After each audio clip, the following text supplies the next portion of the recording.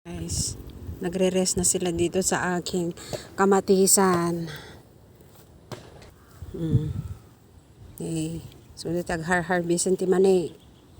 Ito yung giant eggplant, guys. Hindi siya successful na nag-grow.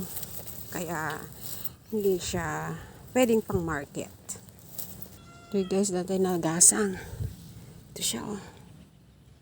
Pero ito, hindi siya maanghang.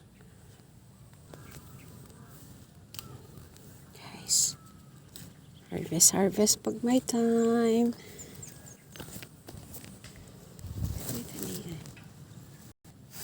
Ito guys.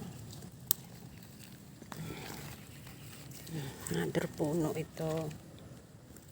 Guys, so meron na akong mga binhi guys ha.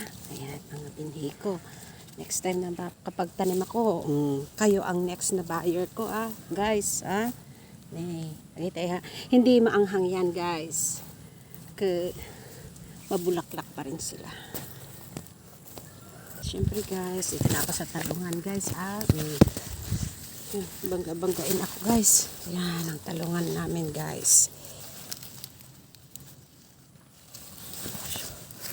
Nagre-rest na sila sa ayan ang mga bunga ng ating palongges.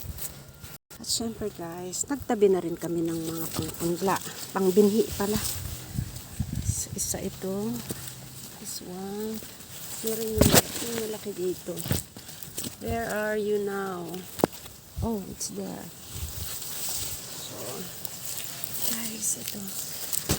At ito na yung aking mga venhe. So, adupay, nagita imbati ko nga para may maibenta ako at saka ma-harvest. Ay, ano yun, humuhunan ulit. Oh guys, oh, di ba? Guys, ayan. Mabiyaya, guys. Salamat sa Lord. Agsibug tuman yan. Tatay yan, kuan, halain na mangsibsibug. Pag ito'y mulami.